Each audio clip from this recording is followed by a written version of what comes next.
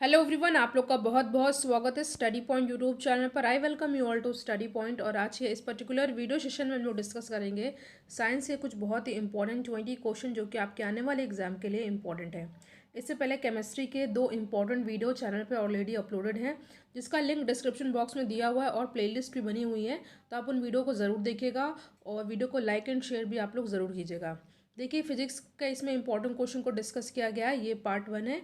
तो चलिए हम लोग अपना आज का डिस्कशन स्टार्ट करते हैं। इससे पहले मैथ्स, रीजनिंग, साइंस की अलग से प्लेलिस्ट बनी हुई है, तो उन वीडियोस को भी आप ज़रूर देखिएगा। क्वेश्चन है, रेडियोधर्मिता नापी जाती है किसमें? आपके सामने 4 ऑप्शन दिया हुआ है और इस क्वेश्चन का करेक्ट आंसर हो जाएगा गीगर मूलर काउंटर। ठीक है, गीगर मूलर काउंटर एक यंत्र है जो आयनकारी विकिरण की मात्रा को मापता है। ठीक है, आयनीकरण विकिरण यानी कि आयनाइजिंग रेडिएशन उन कणों या विद्युत चुम्बकीय तरंगों को कहते हैं जिनमें इतनी ऊर्जा होती है कि वो परमाणुओं या अणुओं से टकराते हैं और इनसे इलेक्ट्रॉन निकलकर इन्हें आयनित कर देते हैं। ठीक है, आयोनाइज्ड कर देते हैं। तो बस आपको याद कर लेना है कि रेडियोधर्मिता किस में नापी जाती है? गीगर मूलर काउंटर में। ऑप्शन ए हो जाएगा यहाँ पे हमारा सही आंसर। वीडियो को पूरा देखिएगा, लास्ट में आपसे एक इंपॉर्टेंट क्वेश्चन पूछूंगी जिसका आंसर आपको कमेंट सेक्शन में देना होगा। देखिए, ये इसमें बेसिक क्वेश्चन को डिस्कस किया जाएगा, जैसे जैसे पार्ट्स आते रहेंगे फिजिक्स के क्वेश्चन का, तो उसमें आपको और अच्छे क्वेश्चन भी इंक्लूड किए जाएंगे। पास्कल इकाई है किसकी? आर्द्रता की, दाब की, वर्षा की या तापमान की? देखिए, पास्कल इकाई होती है दाब यानी कि प्रेशर की। ठीक है, देखिए किसी सतह के एकांक क्षेत्रफल पर लगने वाले बल को हम लोग दाब कहते हैं, प्रेशर कहते हैं। और इसका मात्रक क्या होता है? न्यूटन पर वर्ग। ठीक है, न्यूटन पर वर्ग मीटर। ठीक है, न्यूटन मीटर स्क्वायर भी आप इसे कह सकते हैं। ठीक है, जिस वस्तु का क्षेत्रफल जितना कम होता है उस सतह पर उतना ही अधिक दाब लगता है। ठीक है, और एसआई सिद्धांत में अगर बात की जाए, एसआई मेथड में दाब का मात्रक पास्कल होता है। नेक्स्ट क्वेश्चन है, 1 वोल्ट कितने के बराबर होता है? 1 वोल्ट बराबर होता है 1 जूल प्रति कूलाम के। तो यहाँ पे ऑप्शन बी हो जाएगा हमारा correct answer. 1 volt is equals to 1 joule upon 1 coulomb. ठीक है, 1 जूल पर कूलम भी इसे हम लोग कहेंगे। अगला क्वेश्चन है, ये क्वेश्चन इंपॉर्टेंट है, कई बार एग्जाम में पूछा गया है। क्वेश्चन है आपके सामने, 1 हॉर्स पावर कितने के बराबर होता है? तो 1 हॉर्स पावर बराबर होता है 746 वाट के। ठीक है, कार्य करने की दर सामर्थ्य कहलाती है। ठीक है, अर्थात 1 सेकंड में जितना कार्य किया जाएगा वो उसका क्या कहलाएगा? सामर्थ्य। ठीक है, यानी कि हॉर्स पावर। और इसका मात्रक क्या होता है? जूल प्रति सेकंड, जिसको हम लोग वॉट भी कहते हैं। ठीक है,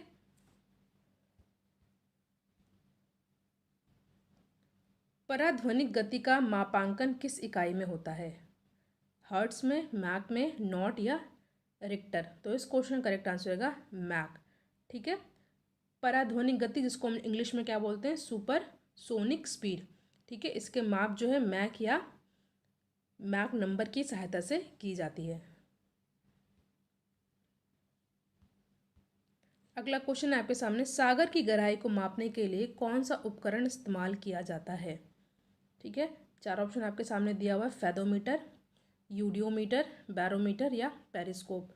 और इस क्वेश्चन का करेक्ट आंसर होगा फेदोमीटर। ठीक है, फेदोमीटर नामक यंत्र का उपयोग हम लोग सागर की गहराई को मापने में करते हैं। अगला क्वेश्चन, ये क्वेश्चन इंपॉर्टेंट है, एग्जाम में पूछा जाता है, तो आप लोग इसको याद कर लीजिएगा, कई बार एग्जाम में ये क्वेश्चन पूछा गया है। ठीक है, सागर की गहराई को मापने के लिए हम लोग उपकरण का इस्तेमाल करते हैं, ये है फेदोमीटर। नेक्स्ट क्वेश्चन है, बार किसकी इकाई है? तो बार इकाई होती है किसकी? मैंने डिस्कस किया था, होता है वायुमंडलीय दाब की। ठीक है, बार इकाई होती है किसकी? बार यूनिट होती है वायुमंडलीय दाब की, एटमॉस्फेरिक प्रेशर की।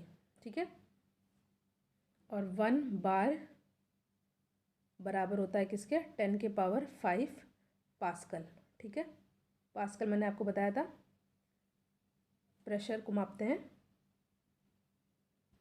न्यूटन किसकी इकाई है? आपके सामने 4 ऑप्शन दिया हुआ है, चाल, बल, आयतन या क्षेत्रफल। ये आसान प्रश्न है, इसका आंसर आपको कमेंट सेक्शन में देना है। ठीक है, इजी क्वेश्चन है, इसको मैंने कई बार आपसे डिस्कस किया है। आपको बताना न्यूटन किसकी इकाई है, चाल की, बल की, आयतन की या क्षेत्रफल की? इसका आंसर आप लोग कमेंट सेक्शन में दीजिएगा, आसान प्रश्न है। नेक्स्ट क्वेश्चन है, निम्नलिखित में से कौन सी भौतिक राशि अन्य से भिन्न है? कार्य, गतिज ऊर्जा, बल या स्थितिज ऊर्जा। यहाँ पे ऑप्शन सी हो जाएगा हमारा करेक्ट आंसर। क्यों?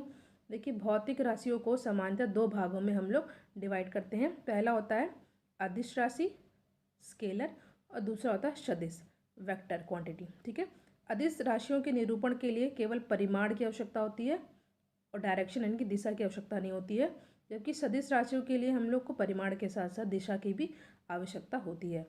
ऊर्जा यानी कि ऊर्जा में दो आते हैं, गतिज ऊर्जा और स्थितिज ऊर्जा, और कार्य ये सारी अदिश राशियां हैं और बल जो है ये सदिश राशि है। ठीक है, तो ये अलग है, तो ऑप्शन सी हो जाएगा हमारा सही आंसर।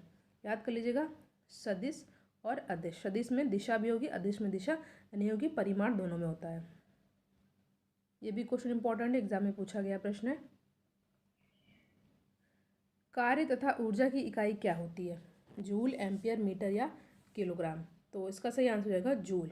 ठीक है, कार्य क्या होता है? कार्य होता है बल गुणे विस्थापन। ठीक है, ये भी आप लोग याद कर लीजिएगा, जिसको हम न्यूटन मीटर में भी कहते हैं, न्यूटन मीटर भी कहते हैं, और ये जूल के बराबर होता है। न्यूटन मीटर इस जूल। किसी वस्तु के कार्य करने की क्षमता को उस वस्तु की ऊर्जा कहते हैं और इसका मात्रक जूल होता है। ऑप्शन ए हो जाएगा यहाँ पे हमारा सही आंसर। देखिए, वीडियो को आप लोग लाइक और शेयर जरूर करिएगा, और जो डिस्क्रिप्शन बॉक्स में केमिस्ट्री के दो इंपॉर्टेंट वीडियो अपलोड किए गए हैं उसका लिंक दिया हुआ है, तो उस वीडियो को भी आप लोग ज़रूर देखिएगा। उसमें इंपॉर्टेंट केमिस्ट्री के वीडियो को, केमिस्ट्री के क्वेश्चन के डिस्कस किया गया है बहुत अच्छे से।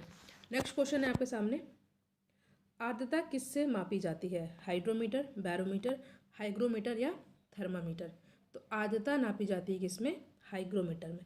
इंपॉर्टेंट क्वेश्चन है। ह्यूमिडिटी, ऐसे याद कर लीजिए, ह्यूमिडिटी एच से स्टार्ट होती है, इसको ह्यूमिडिटी को हम लोग हिंदी में आर्द्रता बोलते हैं, और इसको हम लोग हाइग्रोमीटर से जो है इसको मापते हैं। ठीक है, मेज़र करते हैं। ह्यूमिडिटी यानी कि आर्द्रता, इसको मापी जाती है किसमें? हाइग्रोमीटर में। ऑप्शन सी हो जाएगा यहाँ पे हमारा सही आंसर। नेक्स्ट क्वेश्चन है, सुपरसोनिक स्पीड मापने की यूनिट क्या है? अभी मैंने पीछे के क्वेश्चन को डिस्कस किया था, इसको रिक्टर, हर्ट्ज, मैक या नॉट। क्वेश्चन फिर से पढ़ लीजिए। सुपरसोनिक स्पीड मापने की यूनिट क्या है? आपके सामने चार ऑप्शन दिया है, रिक्टर, हर्ट्ज, मैक या नॉट। तो इस क्वेश्चन का करेक्ट आंसर होगा ऑप्शन नंबर सी, मैक। अभी एक क्वेश्चन मैंने डिस्कस किया था इसी वीडियो में, उसमें मैंने ये डिस्कस किया था। ऑप्शन सी हो जाएगा यहाँ पे हमारा सही आंसर। ठीक है, सुपरसोनिक स्पीड मापने की यूनिट को मैक है, और मैक नंबर निकालने का एक फॉर्मूला होता है जिसका होता है अनुपात, यानी कि अनुपात। इसको आप लोग ऐसे याद कर लीजिए, पूछा तो नहीं जाता बट आपको पता होना चाहिए। अनुपात इज इक्वल टू क्या हो जाएगा यहाँ पे? वस्तु की गति, वस्तु, ऐसे आप लोग समझिए, वस्तु की गति, और अपॉन क्या रहेगा? ध्वनि की गति। ध्वनि की गति ये किसके बराबर होती है? ये होती है मैक संख्या के बराबर। ठीक है, क्वेश्चन है, किसी वस्तु का भार उस समय न्यूनतम होता है जब उसमें रखा जाए क्या? किस डायरेक्शन में रखा जाए तो उसका भार न्यूनतम होगा किसी वस्तु को? फिर से क्वेश्चन समझिए, क्वेश्चन दिया हुआ है, किसी वस्तु का भार न्यूनतम कब होगा? जब उसे किस डायरेक्शन में रखा जाए? उत्तरी ध्रुव पर, दक्षिणी ध्रुव पर, विषुवत रेखा पर या पृथ्वी के केंद्र पर?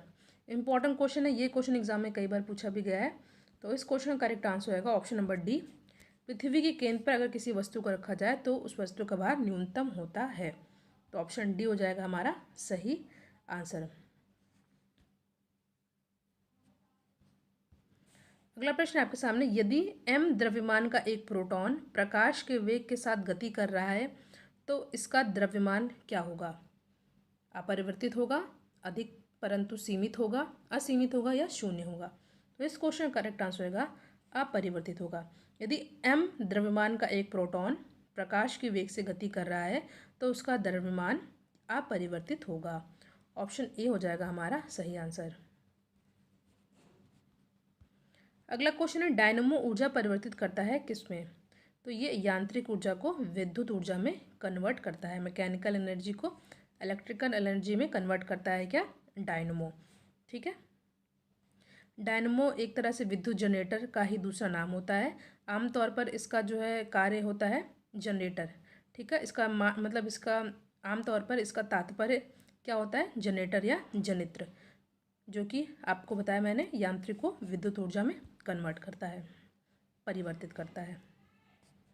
अगला प्रश्न, रासायनिक ऊर्जा को विद्युत ऊर्जा में रूपांतरण किसके द्वारा होता है? आपके सामने 4 ऑप्शन दिया हुआ है, विद्युत चुंबक, फोटो सेल, विद्युत अपघटक या संचालक सेल। देखिए, रासायनिक ऊर्जा को विद्युत ऊर्जा में रूपांतरण किसके द्वारा किया जाता है? संचायक सेल के द्वारा। देखिए, संचायक सेल को हम लोग रिचार्जेबल सेल भी कहते हैं, और ये जो है सबसे पहले विद्युत ऊर्जा को रासायनिक ऊर्जा में रूपांतरित कर ऊर्जा का भंडारण करता है। देखिए फिर से सुनिए, संचायक सेल को ही रिचार्जेबल सेल कहा जाता है। ये सबसे पहले क्या करता है? विद्युत ऊर्जा को रासायनिक ऊर्जा में रूपांतरित कर ऊर्जा का भंडारण करता है। इसके पश्चात इसका उपयोग किया जाता है, ठीक है। तब ये सेल भंडारित रासायनिक ऊर्जा को विद्युत ऊर्जा में रूपांतरित करती है। पहले स्टोर करती है, फिर चेंज करती है। तो ऑप्शन डी हो जाएगा यहाँ पे हमारा सही आंसर। नदी का बहता हुआ जल किस प्रकार का ऊर्जा संवहन करता है? गुरुत्वीय, स्थितिज, विद्युत या गतिज? तो इस क्वेश्चन का करेक्ट आंसर होगा गतिज ऊर्जा, ठीक है, काइनेटिक एनर्जी। ऑप्शन डी हो जाएगा यहाँ पे हमारा सही आंसर। देखिए, गिरता हुआ नारियल, गतिशील कार, या कोई भी लुढ़कता हुआ पत्थर, उड़ता हुआ हवाई जहाज, या बहता हुआ पानी, बहती हुई हवा, दौड़ता हुआ खिलाड़ी, ये सभी जो है इसमें जो है गतिज ऊर्जा विद्यमान होती है, ठीक है। किसी वस्तु में उसकी गति के कारण जो ऊर्जा निहित होती है उसको हम लोग गतिज ऊर्जा कहते हैं। नेक्स्ट क्वेश्चन है, निम्न में से कौन सी अदिश राशि है? मैंने बताया कि अदिश राशि वो होती है जिसमें डायरेक्शन नहीं होता है मगर परिमाण होता है। तो इसमें कौन सी अदिश राशि है? तो कार्य ये अदिश राशि है। मैंने आपको बताया वे राशियाँ जिनको व्यक्त करने के लिए दिशा और परिमाण दोनों की आवश्यकता होती है वो सदिश राशियाँ कहलाती हैं, और जिन राशियों को व्यक्त करने के लिए केवल परिमाण की आवश्यकता होती है और दिशा की नहीं, उन्हें अदिश राशियाँ कहते हैं, ठीक है। तो कार्य एक अदिश राशि है, जबकि वेग, बल और त्वरण ये सभी सदिश राशियां हैं। तो ऑप्शन ए हो जाएगा हमारा सही आंसर। नेक्स्ट क्वेश्चन है, मोटर गाड़ियों में साइड की वस्तुओं को देखने के लिए जो दर्पण प्रयोग होता है उसमें वो कौन से प्रकार का दर्पण होता है? तो ये होता है उत्तल दर्पण, ठीक है। ऑप्शन ए हो जाएगा हमारा सही आंसर।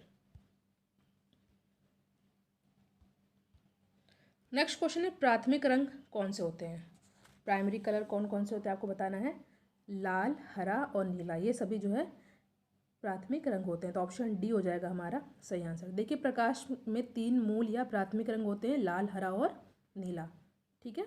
इसको मिलाने से द्वितीयक रंग यानी कि सेकेंडरी कलर मिलता है, जैसे कि पीला, मेजेंटा और पिकॉक नीला, ठीक है।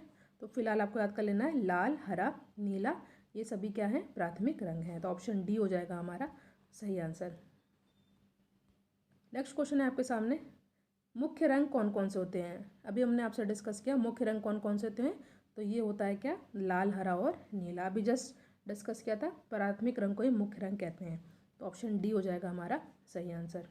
देखिए, यहाँ पे हमने फिजिक्स के कुछ बहुत ही इंपॉर्टेंट क्वेश्चन को डिस्कस किया जो कि आपके आने वाले एग्जाम के लिए इंपॉर्टेंट है। वीडियो को लाइक एंड शेयर आप लोग ज़रूर कीजिएगा, और जो क्वेश्चन मैंने आपसे सिंपल सा क्वेश्चन पूछा है इसका आंसर आप लोग कमेंट सेक्शन में ज़रूर दीजिएगा। Thank you so much for watching. Thank you.